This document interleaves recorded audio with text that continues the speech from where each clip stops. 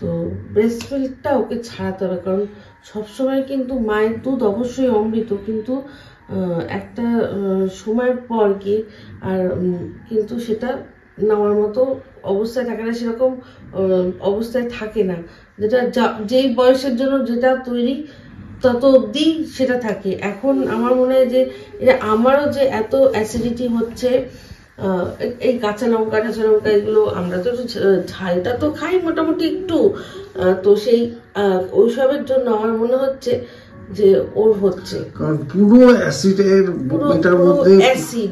তা আমরা অবাক হয়ে গেলাম যে এরকম অ্যাসিড হওয়ার কথা না, ও যা খেয়েছে তাতে এরকম হওয়ার কথা, পেটটা পুরো ফুলে রয়েছে, দেখলেই বুঝতে পারবে।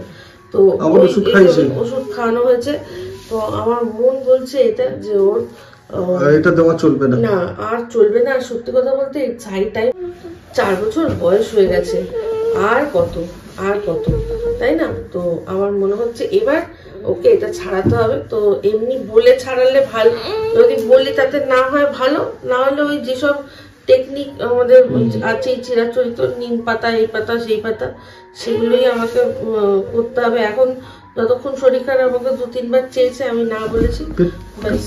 আবার কি হলো রে, আবার কি হলো বাবা, আবার অস্বস্তি করছে, বুঝতে পারছি না। আমি তোল পড়ায়নি দিয়েছি, একটু ঘুম পাড়ালে ঘুমিয়ে পড়লে তাহলে গিয়ে শান্তি। গ্যাস হয়ে গেছে, দেখেছো পেটটা ফুলে আছে। সেটাই তো বলছি তোমাকে, ও যা খেয়েছে তাতে এগুলো, এই দেখো দেখলে মুখটা কিরকম করলো, ভেতরে অ্যাসিড হচ্ছে এখন। আমার ওই মনে হচ্ছে কি যে এই যে লঙ্কা টঙ্কা খেলে আমাদের যে হয়, যেটা হয় না, সেগুলোই কিছু হচ্ছে। আর এখনকার লঙ্কাগুলো আমার মনে হচ্ছে সামথিং বড়। আগে আমি এই জিনিসটা মায়ের মুখেও শুনেছিলাম, তো মা মনে আছে আগে কিরকম লঙ্কা খেত, এখন আর রাত্রিবেলা লঙ্কা খায় না। আমার শাশুড়ি মা বলে যে যেই লঙ্কা খেলেই নাকি রাত্রিবেলা নাক মুখ থেকে ওই টক জল বেরোয়। তো সেম আমারও হয়েছে, দুদিন না কদিন আগে হয়েছে। তো আমি বুঝতে পারছি যে এটা এরই ফল, এই লঙ্কা ফঙ্কা খাওয়া, এগুলো এই ঝাল খাওয়া। শুনেছিলাম আগে লঙ্কা খাওয়া কত ভালো, তাই না? কিন্তু এখন আমার মনে হয় ওটাকে একটু চেঞ্জ করতে হবে, কারণ এখনকার হয়তো হাইব্রিড লঙ্কা, ওরা ঝাল ফাল করার জন্য বলা যায় না কি সার মার দেয়, তাতেই হয়তো এই কি খাবো, যেটাই খাবো সেটাই সবই বিষ। এখন যা খাবে তাতেই নিঃশ্বাসে বিষ, তার মধ্যেই চলতে হবে। বাচ্চাটা অবশ্য ভাবছে এবার ছাড়িয়ে দেবো, আমি আর দেবো না, ডিসাইড করে নিয়েছি।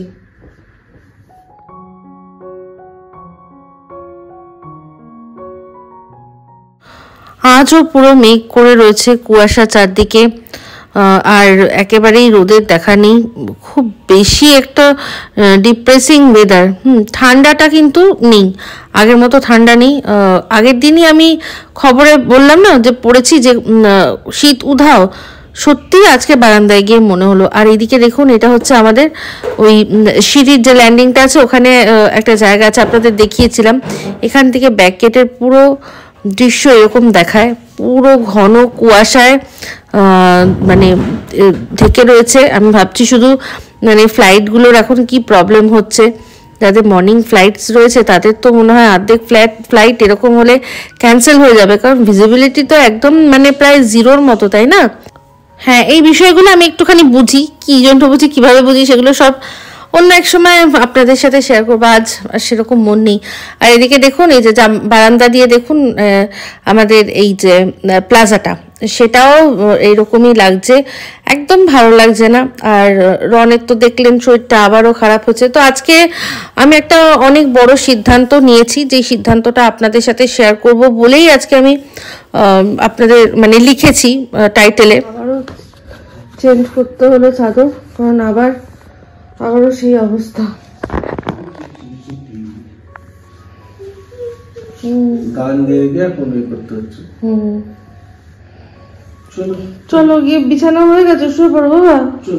চলো এবারে আগের বারের চেয়েও বেশি ফোর্স নিয়ে হয়েছে, অনেক বেশি হয়েছে, অনেকটা বেরিয়েছে। চলো আমি নিচ্ছি। এখন ক্যারিওকে গান শোনানো হচ্ছে, কারণ রনের ডিমান্ড শোনাতে হবে।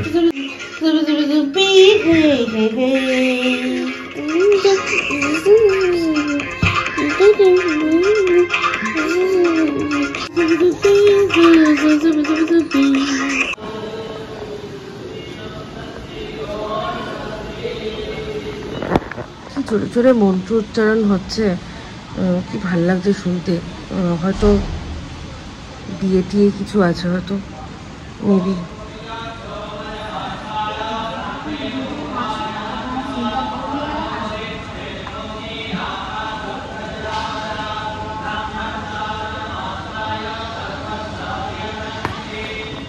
থেকে হচ্ছে ঠিকই, একবার গুড মর্নিং বলা মানে মুখের মধ্যে আমার মানে ইচ্ছাই হয়নি, এমন অবস্থায় যাচ্ছি। তো যাই হোক, এই আজকে বালিশের কাভারগুলো চেঞ্জ করে দিচ্ছি, কারণ হচ্ছে গিয়ে হলো কদিন।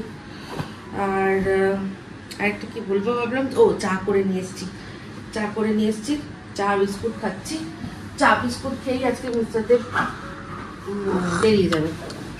তো আমাদের কি রান্না হবে কি জানে, ভগবান জানে, কোনো ঠিক নেই।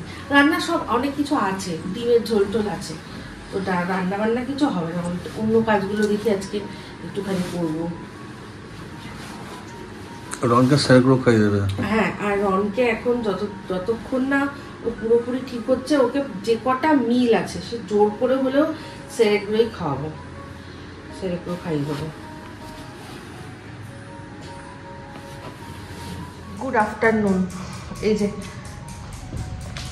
ওটস, পনির দিয়ে, সবজি দিয়ে ওটস বানালো টাপুর, এটাই আমাদের লাঞ্চ। দেখাই একটু, এর মধ্যে পনির আছে, সবজি আছে, এটা কড়াইশুঁটি, গাজর, এই দুটোই দেখতে পাচ্ছি এখন আপাতত। এই দিয়ে ওটস, এটা টাপুর খাচ্ছে, আমিও খেয়ে নিচ্ছি, ব্যাস এটাই আমাদের লাঞ্চ হয়ে যাবে।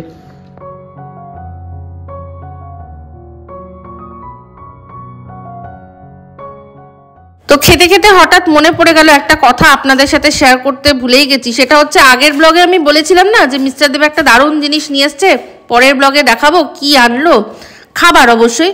তো নিয়ে এসেছিল মোগলাই পরোটা, যেটা অনেক দিন খাইনি, অনেক দিন পরই নিয়ে এসেছিল। তো যাই হোক, সেটা শ্যুটটা করিনি বা মিসিং হয়ে গেছে। তো আজকে ঝামেলা নেই, তো আজকে এখন কয়েকটা জিনিস করছি। সেদিন রিলায়েন্স থেকে যে জিনিসগুলো আনা হয়েছিল, অনেকগুলো জিনিসই মানে ঢোকানো হয়নি। যেমন এই যে মুসুর ডাল আনা হয়েছিল, তো মুসুর ডালটা এবার 1 কেজি নিয়ে এসছে। তো আমি তো এইটার মধ্যে রাখি, 500 ধরে। তো এখন চিন্তা করছি, তাই ভাবলাম এই কৌটোটা দেখলাম যে আছে, যার মধ্যে ওই চালের গুঁড়ো, আর এটাকে সরিয়ে দিই, দুটোকে জাস্ট ইন্টারচেঞ্জ করে দিই, এটা ওটার মধ্যে, ওটা ওটার মধ্যে, ব্যাস তাহলেই হয়ে যাবে। অনেক ঘুমাচ্ছে এখন, তার মধ্যে কাজগুলো সেরে নিতে পারলে ভালোই হয়। তো চালের গুঁড়োটা এইরকম প্যাকেট শুধুই ঢুকিয়ে রাখবো, কারণ চালের গুঁড়ো রাখলেন একটা পুরো কৌটোটার মধ্যে সাদা একটা হয়ে দাগ হয়ে যায়, যেরকম কিনা বেসন রাখলেও হয়, ওগুলো দেখতে খুব বাজে লাগে। তো সেই জন্য একেবারে এই শুধুই রেখে দিচ্ছি, কারণ আমাদের তো চালের গুঁড়ো ওই কখনো কখনো ভাজাভুজিতে লাগবে, আর তো কোনো কাজে লাগবে না। পিঠে পিঠে করার তো আর ব্যাপার নেই, এইটুকু চালের গুঁড়ো দিয়ে পিঠে হয়ও না, যদিও 500 এনেছিল মনে হয়। তো আমি সত্যি প্রত্যেকবার ভাবি কি পিঠে করবো, প্রত্যেকবার ভাবি, আর ঠিক মানে যখন করার সময় কিছু না কিছু একটা প্রবলেম হয়ে যায়। আমি আজ পর্যন্ত পিঠে ট্রাই করিনি কোনো দিনও না, তো এবার ট্রাই করবই করবো ভাবছি একদিন, কোনোদিনও বানাইনি। একটুখানি ডাল কড়াই ছিল, অসুবিধা হবে না আশা করছি, তাই না? এবারে যে মুসুর ডালটা আনা হয়েছে, ওটা সোনা মুসুর।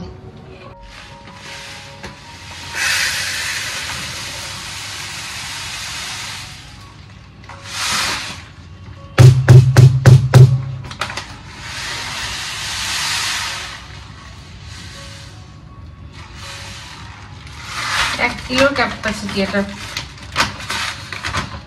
কৌটোটা।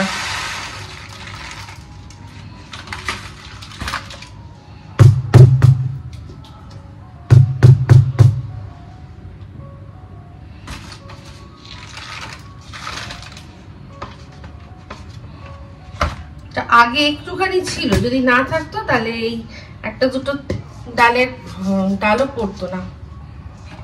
এর মধ্যে একটা জিনিস দিতে হবে, কাজু বাদাম নিয়ে এসেছিলাম, ঢালা হয়নি।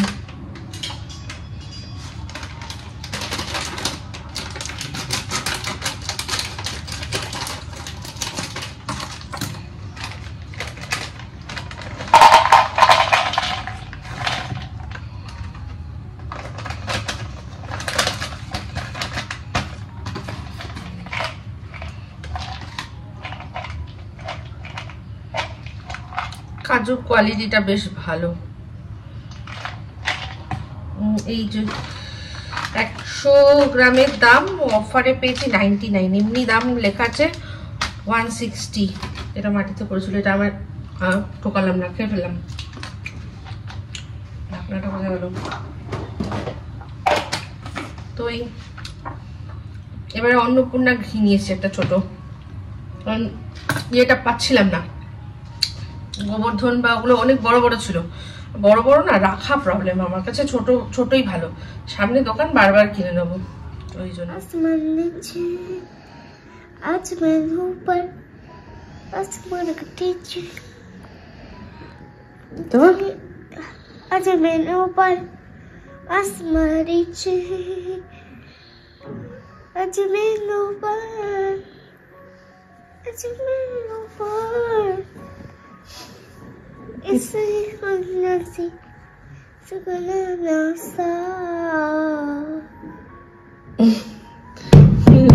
কেমন আছো? একটা অনেকক্ষণের একটা ঘুম দিয়ে তারপর উঠেছে, তারপর জোর করে সোয়েটার পরাতে হলো। ঠিক আছে, এখন খাবে সেরেগ্রো। সেরেগ্রো খাবে তো বাবা? সেরেগ্রো খাবি? রানু সেরেগ্রো খাবি? কি চিন্তা করছিস? এম। হ্যাঁ এম। এম, তাহলে কি খাবি? এমগি। হ্যাঁ এমগি। এমগি মারবো ধরে না, বুঝবি তখন কি খাবে বলছে, বুঝলেন? এমগি মারেঙ্গে তুমকো। এমগি বুঝে নে এবার কি ও কোডে বলছে, এমগি। যেহেতু ওটা বললে রেগে যাই, সেই জন্য কিরকম বলছে। চল, ওর জল গরম করেছিস টাপুর? ও চলো তুমি বসো, তোমার জন্য খাবার নিয়ে আসছি। এখানে এখন খুব সুন্দর একটা রোদ এসছে, তো এই যে রোদ এসছে, রোদের মধ্যে রনকে বসিয়েছি, বসো। এই যে টাপুর জল গরম করে দিয়েছে। কি করছিস তুই? আর কিছু মনে হচ্ছে করছিস? পাস্তা বানাবো। ও আচ্ছা, দেখো এটা সুজি পাস্তা, এটা নো ময়দা। বাহ, তার মানে এটাও হচ্ছে গিয়ে গুড অপশন, মানে হেলদি অপশন। এটা প্রিপেয়ার করে রেখেছি, পাস্তা দিয়ে দেবো বলে। এর মধ্যে আছে পেঁয়াজ, এটা মনে হয় সেই পেঁয়াজের শাকটা না, তলার অংশটা, আর তার সাথে আছে গাজর গ্রেট করা, আর এটা আদা আছে না, শুধু রসুন আছে, শুধু রসুন, আর তার সাথে অল্প একটু পনির। বাহ, জমে ক্ষীর, খাও।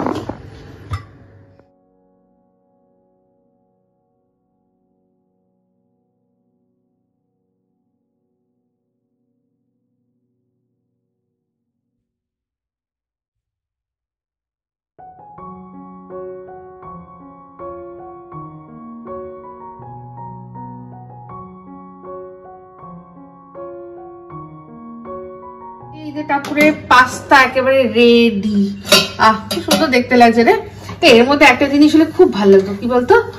শুধুমাত্র কর্নটা একটু ইয়েলো কালার যদি অ্যাড হতো না, একটু কর্ন যদি, মানে কর্নেরই আর কি, সুইট কর্ন যেটা আর কি, তাহলে খুব ভালো লাগতো দেখতে, অবশ্যই খেতেও ভালো হয়েছে, দেখেই বোঝা যাচ্ছে। টাপুরের প্রসাদ জুটেছে আমার ভাগ্যে। এটা হোয়াইট সস পাস্তা, ঠিক আছে? এর মধ্যে কি চিজ আছে টাপুর? চিজ আছে? চিজ সস আছে অল্প একটু। ও চিজ সস আছে, চিজ নেই, ঠিক আছে? হোয়াইট, হ্যাঁ চিজ নেই। White sauce pasta.